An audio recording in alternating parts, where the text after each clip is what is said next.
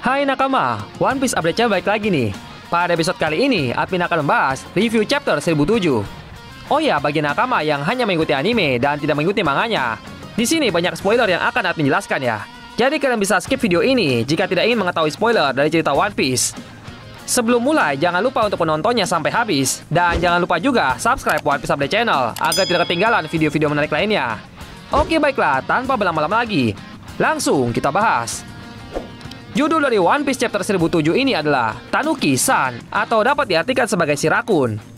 Dari judulnya sudah sangat terlihat, chapter kali ini akan banyak menampilkan Tony Chopper. Sebelum masuk ke cerita, cover story menampilkan Caesar Clown yang membagikan balon udara ke penguin. Lalu cerita masuk ke panggung arena. Hyogoro bisa bertahan dari fuse buatan Queen dan menggunakan racun tersebut untuk membangkitkan kekuatannya dan menghabisi para musuh beserta pasukan Onibawasu. Hal itu membuat Appo dan para pasukan Kaido kaget dan terlihat ekspresi kengerian sekaligus takjub terhadap kekuatan kakek Hyo. Kemudian, X-Rex menyadari betapa mengerikannya negeri Wano karena para samurainya yang tangguh. Selanjutnya, ada kakek Hyo yang baru saja ingin dipenggal oleh anak buahnya. Tiba-tiba, Chopper datang menghalangi tebasan yang hampir menebas kepala kakek Hyo karena berhasil mengembangkan vaksinnya. Momen ini tentu membuat admin menjadi lega dan bersyukur karena akhirnya peran Chopper terbayar di chapter ini. Vaksin yang dikembangkan oleh Chopper berbentuk gas, sehingga bisa langsung menyebar ke seluruh ruangan dengan bantuan Miyagi dan Tristan. Chopper menyebarkan vaksin tersebut dengan menggunakan meriam yang berisi bom vaksin. Setelah itu, kepulan gas berbentuk rusa yang cute seperti muka Chopper pun terlihat di sekitar arena. Dan Chopper menamakannya dengan sebutan Chopper Page Nebulizer. Melihat hal itu, Queen marah dan segera menyerang Chopper. Rupanya para Pleasure dan para Waiters kini sadar Queen hanya memanfaatkan mereka. Para Pleasure kini berbalik, mereka justru melindungi Chopper dari serangan Queen. Salah satu dari mereka lebih baik berkata, "Kita lebih baik mati untuk melindungi penyelamat kita daripada terus melayani bos gila sepertimu." Gokil ya nakama. Chopper semakin marah karena Queen juga terus menyebut Chopper sebagai Tanuki alias rakun. Padahal Chopper merupakan rusa. Chopper lalu memakan Rumble Ball dan berubah ke mode monster. Dengan sangat emosi, Chopper mendaratkan tamparannya ke Queen. Bisa dibilang, scene ini mirip seperti pada saat Nico Robin menyelamatkan Sanji dari Black Maria dengan menampar Black Maria juga. Admin curiga apakah di chapter berikutnya terdapat tamparan-tamparan lagi yang dilakukan oleh kru topi jerami kepada bajak laut binatang buas. Karena sepertinya tamparan-tamparan ini bakal jadi sequel tersendiri di Aquano ini.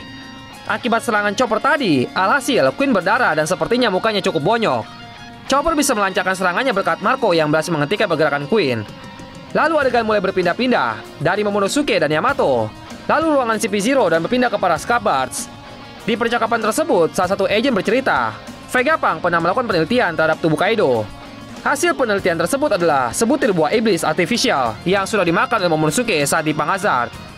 Pemerintah pernah meminta buah iblis tersebut, namun Vegapunk menolak karena merasa buah tersebut merupakan kegagalan. Admin jadi berpikir mengapa Vegapunk menolak memberikannya kepada pemerintah dunia. Sedangkan buah iblis buatan yang diambil dari ekstrak tubuh Kaido itu lebih berhasil daripada buah iblis emal yang dibuat oleh Caesar. Ada beberapa teori yang mengatakan bahwa kemungkinan Vegapunk tidak ingin pemerintah dunia memproduksi hasil dari penelitiannya tersebut. Dan ada juga yang mengatakan bahwa jika Vegapunk tidak ingin pemerintah dunia mengontrol dunia dengan mudah dengan pasukan naganya jika dia mengatakan buah iblis buatan itu dinyatakan berhasil. Dari semua teori yang admin sebutkan sepertinya, lagi-lagi Vegapunk melakukan hal yang menentang pemerintah dunia. Adegan berpindah ke Scabbard yang mulai siuman. Kawamatsu lalu mengatakan melihat kehadiran Oden. Ia yakin itu hanya halusinasi karena Oden telah wafat sejak 20 tahun yang lalu. Tiba-tiba pintu ruangan terbuka. Orang yang disebut wafat rupanya hadir.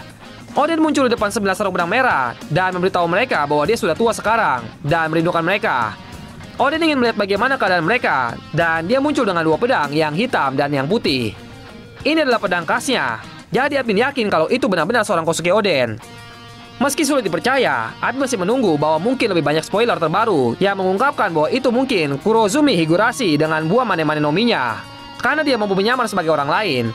Tetapi ada sesuatu yang sedikit salah tentang keseluruhan situasi ini. Apa artinya ini untuk serangan Onigashima?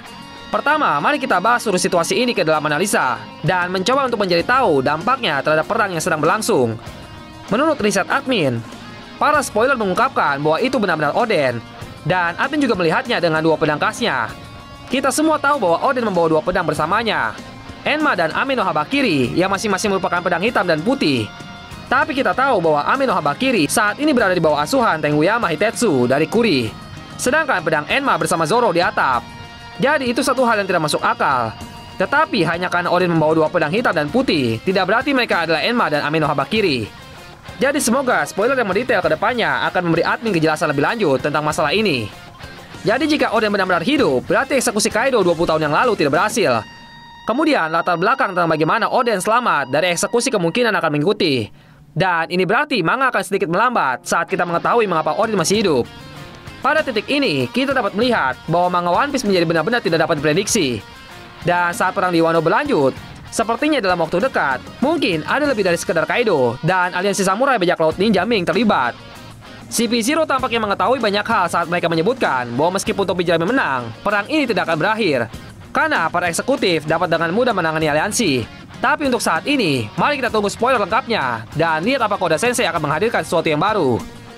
Oke, sekian dulu pembahasan dari admin kali ini. Terima kasih banyak untuk yang sudah nonton sampai habis. Dari pembahasan review chapter 1007 tadi, menurut kalian apakah itu benar-benar Oden? Untuk kalian yang ingin memberikan tanggapan tentang cerita di video ini, jangan ragu untuk komentar di bawah ya. Jangan lupa juga subscribe, like, komen, dan share. Terima kasih kepada Oda Sensei sebagai kreator manga One Piece. Terima kasih kepada Suisa dan Toei Animation sebagai penerbit manga dan anime One Piece. See you on the next video, nakama.